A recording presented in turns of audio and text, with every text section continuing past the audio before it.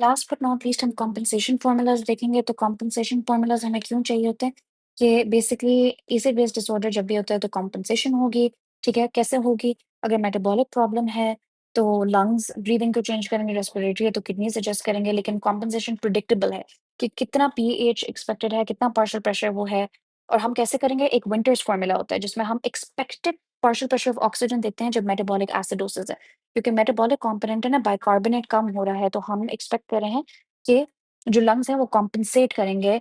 कैसे कॉम्पेंसेट करेंगे? They will breathe more like hyperventilation होगी to let out extra carbon dioxide to decrease that acidosis. So कुछ क्या कहते हैं 1.5 into bicarbonate plus 8 plus minus 2 this is Winters formula. ठीक है? और ये क्या है कि दिस इज़ बेसिकली कि 26 अगर ये वैल्यू 26 हो, तो इसका मतलब क्या है कि लंग्स ने ठीक तरह से कॉम्पेंसेट कर लिया है। अगर तो ये मोर देन 26 है, तो इसका मतलब है कि अभी इसमें रेस्पिरेटरी एसिडोसिस है, लेस देन है तो अल्कलोसिस भी है। तो मेटाबॉलिक अल्कलोसिस में क्या होता है कि मेटाबॉलिक अल्कलोसिस में हमने कहा था ना बाइकार्बोनेट ज़्यादा है, तो partial pressure of carbon dioxide will increase by 0.1 kilopascal for each 1 millimole that is above the normal और नॉर्मल हमने 24 एवरेज लिया है क्योंकि इट्स यूजुअली 22 टू 26। फिर हमारे पास एक्यूट रेस्पिरेटरी एसिडोसिस में जो क्या है कि हमारे पास CO2 ज़्यादा है, ठीक है? तो bicarbonate will increase by 1 millimole for the 1 kilopascal raised of carbon dioxide. अच्छा जो chronic में compensation है that is better कि bicarbonate will raise by 4 millimoles per 1 um, kilopascal of वो क्योंकि इसमें बेहतर compensation है।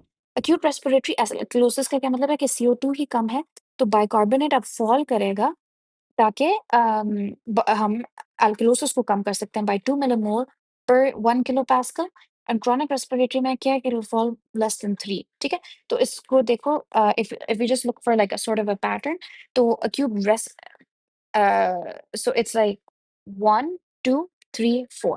So you get 1 is acute, 2 is acute, 3 is chronic, 4 is chronic. ठीक है? तो जो 1 है that is acute respo, इसमें भी respo है. लेकिन we start with acidosis. So acute acidosis, respiratory acidosis is 1, acute respiratory alkalosis is 2. Then we go to chronic respiratory and then chronic respiratory acidosis. Sorry, यहाँ पे then we go with alkalosis, ठीक है? And then acidosis. So the order is acidosis, alkalosis, alkalosis, acidosis, acute,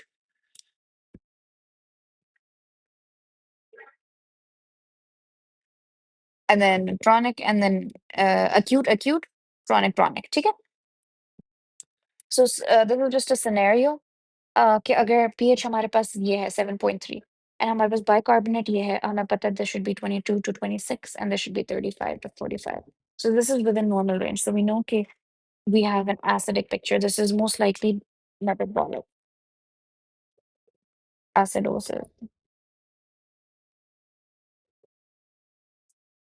And then हमारे पास जो anion gap है that is 10. We know कि the normal is 10 to 18. ठीक है, so it's non-AG जो कि hyperchloremia इसमें हो जाएगा, जो कि डायरिया या RTA की वजह से हो सकता है।